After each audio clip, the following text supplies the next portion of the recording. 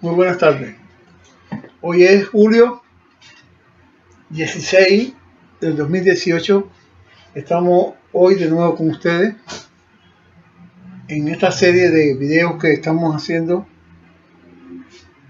que habla sobre la obra de la oveja negra. Hay muchas cosas que nosotros hemos estado hablando.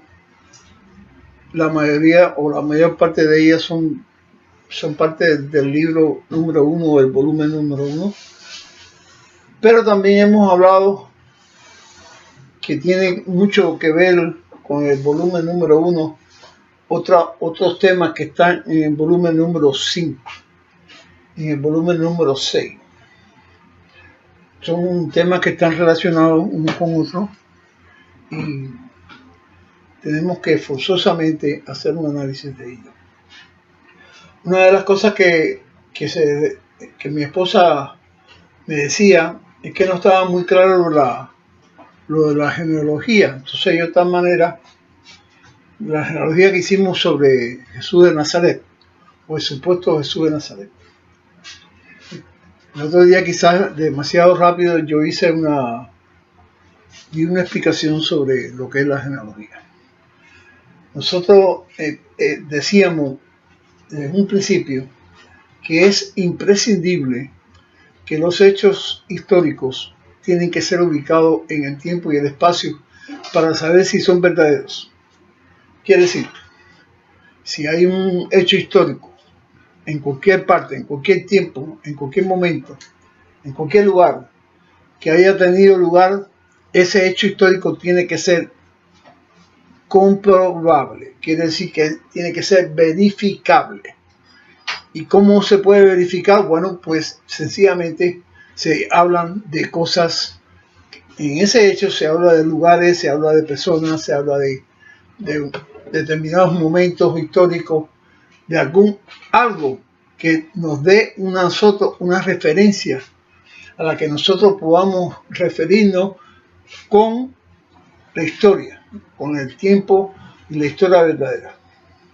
Si hay un libro bíblico, un libro romano, un libro persa, cualquier libro, si es que este libro no nos da una información en la cual nosotros podamos verificar si esto sucedió o no, pues entonces todo este texto pasa a lo que es el mito, la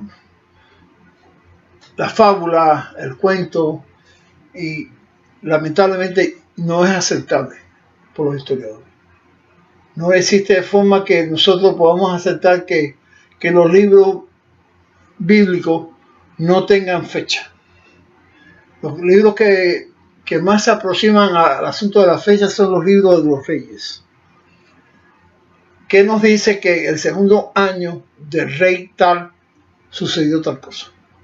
Bueno, teniendo en cuenta eso, entonces hay hechos que en la Biblia se pueden ubicar en tiempo y en el espacio. Aquellos que no, pues sencillamente no se pueden aceptar, no podemos darlos por verdaderos. Entonces, en el caso, por ejemplo, de la genealogía de Jesús, nosotros explicábamos que los famosos evangelistas San Mateo y San Lucas se dieron a la tarea de buscar una relación dar una relación de los antecesores o de la genealogía de Jesús, que le llaman el Jesús de Nazaret, que ya nosotros sabemos que se trata de un personaje de carne y hueso, en el sentido de que fue un individuo que existió y que la Iglesia Católica le atribuyó toda una serie de cosas que le inventaron y todas estas cosas que hemos hablado ya, lo que es el Cristo cósmico y el Cristo verdadero, que es el que más se habla, que es el Cristo de egipcio, en este caso el enviado o el ungido. Hay unos seminaristas que se llama el Seminario de Jesús,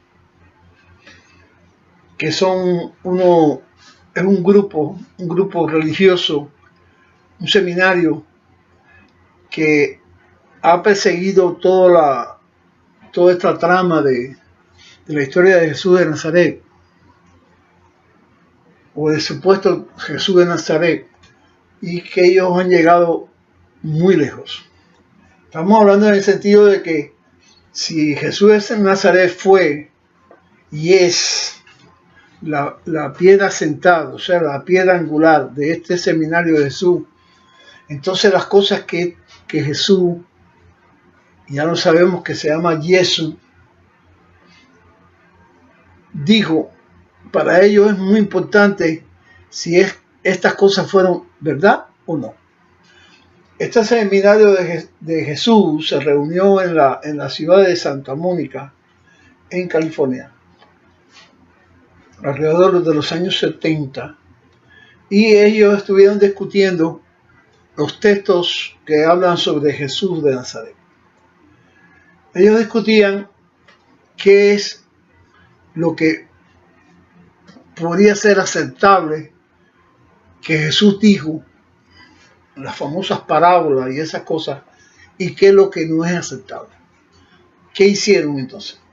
Se reunieron allí y leían una historia o un episodio bíblico que habla de Jesús. Por ejemplo, el que estábamos hablando el otro día sobre lo que es la maldición de la higuera y esas cosas. ¿Qué hicieron estos señores del seminario de Jesús? Se reunieron allí y discutían o alguien leía el episodio, y entonces ellos, cuando se terminaba el episodio, iban allí al centro donde había unas bolas blancas y unas bolas negras. Entonces los miembros del seminario de Jesús iban allí y ponían una bola blanca si es que ellos personalmente, en su criterio, ellos aceptaban que lo que se decía, que decían que había dicho Jesús, para ellos era verdadero o era falso. De tal manera que si ellos entendían que es posible que Jesús haya dicho tal cosa, entonces secretamente ponían una bola blanca. De lo contrario, entonces ponían una bola negra. De tal manera que el seminario de Jesús, en esta reunión que ellos tuvieron en California, ellos determinaron qué es lo que se podía aceptar como una verdadera enseñanza o como un texto bastante aceptable que Jesús dijo o hizo. Esto tiene que ver, bueno, pues entonces que ya estos mismos señores dudan de la originalidad, de la verdad bíblica y de la historia bíblica. Entonces nosotros tenemos que la genealogía que hablábamos el otro día de Jesús, pues partía del principio que cada 100 años habían 3 generaciones de hombres. Estas 3 generaciones de hombres se transcurren en lo que es la generación 0, la 1, la 2 y la 3. Cada una de ellas hay 33 años. Hicimos, por ejemplo, en esta gráfica, hicimos más o menos en lo que respecta a mi persona, que puede ser para cualquiera de ustedes. Aquí tenemos, por ejemplo, que yo nací en el año 48.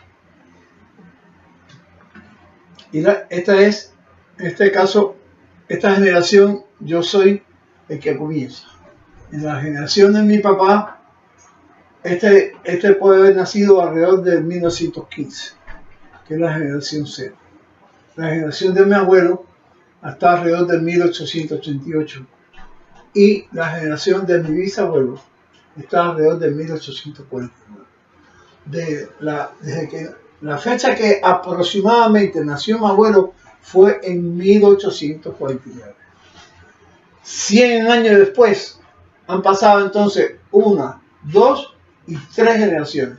En este caso yo nací en 1948, quiere decir 100 años después, y han transcurrido aquí 3 generaciones. no tiene discusión alguna. Eso puede ser, ustedes lo pueden hacer en su casa con su propia experiencia, partiendo de la fecha de que ustedes nacieron. Entonces van a poner para arriba 33 años y van restando y restando y restando. Y entonces van a ver que si ustedes nacieron en 1933, entonces el padre de ustedes nació en 1930, en 1900. Y así sucesivamente, en orden descendente, ustedes van a tener una idea de que su abuelo nació alrededor de 1830. Es así de fácil. Entonces, ¿qué pasó? Que nosotros en la genealogía de Jesús tuvimos unos nombres bastante aceptables porque aparecen en la Biblia.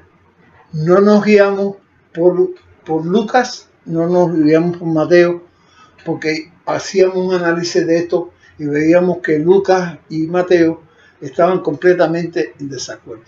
Yo recuerdo que cuando estaba escribiendo esto, yo me encontré la opinión de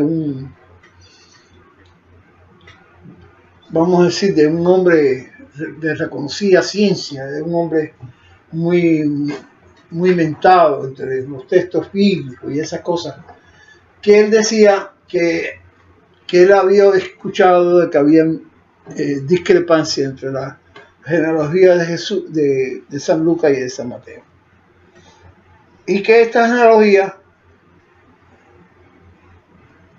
eran perfectas. Por nada del mundo le iba a decir una cosa diferente. Sin embargo, nosotros ya vimos el otro día que no había concordancia, había una disparidad en esta cosa. Jesús, la genealogía de Jesús, nosotros las pusimos a través de cuadros.